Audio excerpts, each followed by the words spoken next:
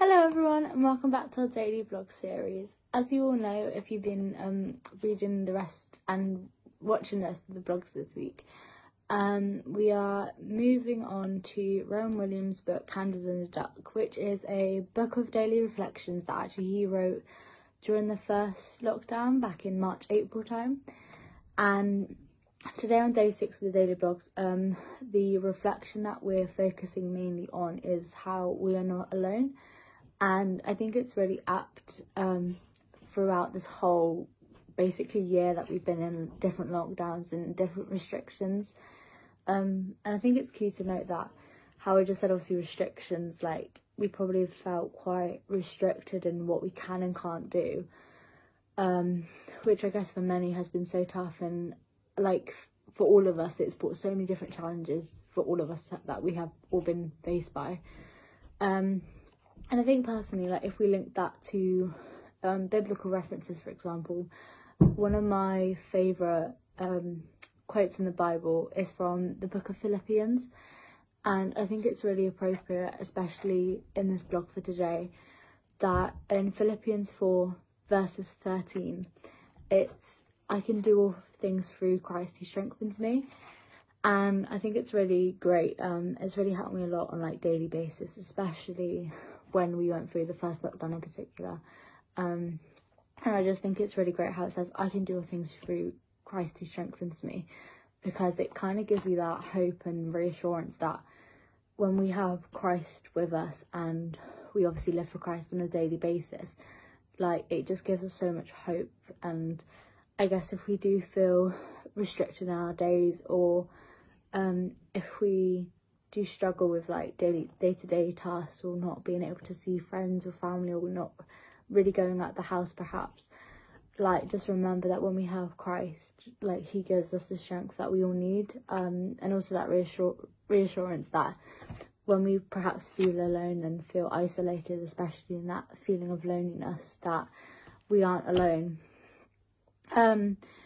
And I think it's also great, like in this reflection that Rowan Williams wrote back on the 30th of April, so really like a month into the lockdown, he talks a lot about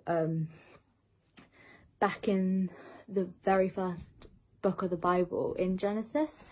and how the biblical story begins in a garden full of diverse forms of life,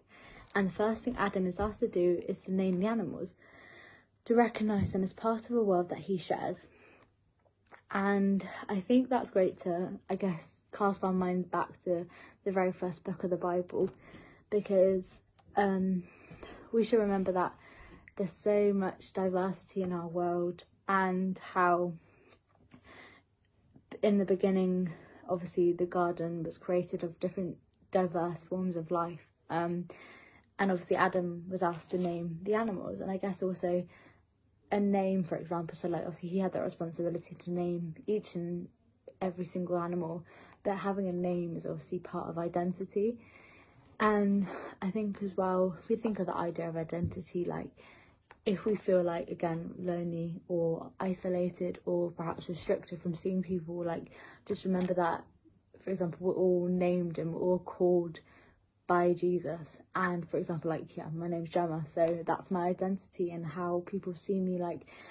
I have, for example, like nicknames, like my friends or family call me by my name,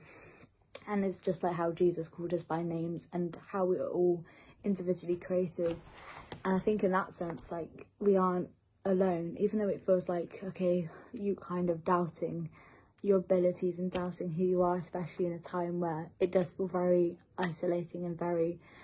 like there isn't any hope. But actually, if we remember that we are all created individually and we have all been gifted with this identity,